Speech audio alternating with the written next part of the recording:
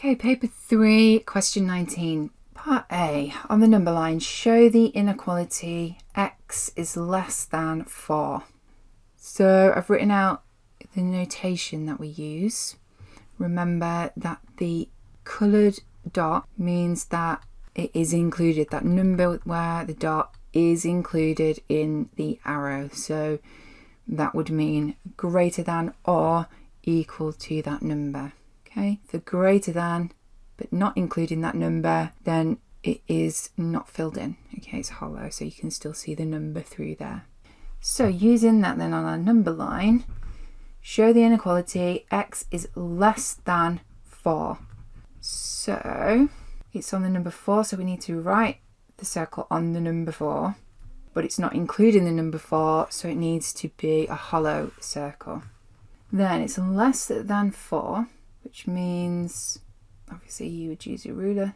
It could be anywhere on that line, including past -5. Okay, so you'll notice that there's 2 marks there. Now the mark scheme says that you need to have done this circle that's not been filled in, that you need to do the line extending in the correct direction and the line extending beyond the -5. You need to do all of those three things to get the 2 marks. Now B.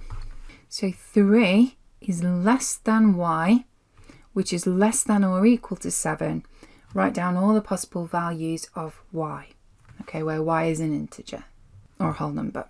So if y is greater than 3, then the minimum value for y must be 4. Okay, because 3 is less than y.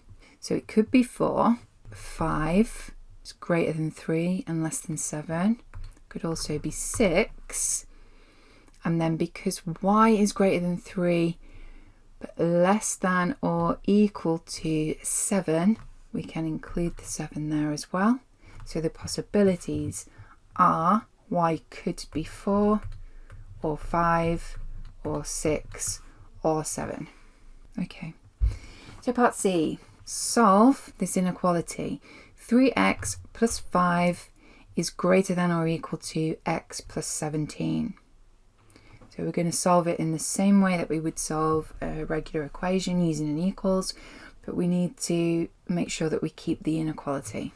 So the first thing is to isolate the terms. So we need the x terms on one side and the constant terms on the other side. So to do that, we are going to take away this x, take away an x from each side. That will cancel those out. That would be 3x minus x plus 5 is greater or equal to 17. Then to get rid of this 5 here, we're going to minus 5 from each side. I'll cancel those out, which gives us 3x minus x, which is 2x, is greater than or equal to 17 minus 5. Okay, so that gives us 2x is greater than or equal to 12. Then we need to get this x term on its own. We need to get rid of this 2. So we're going to divide both sides by 2. That will cancel that out. And that leaves us with x is greater than or equal to 12 divided by 2 is 6. X is greater than or equal to 6.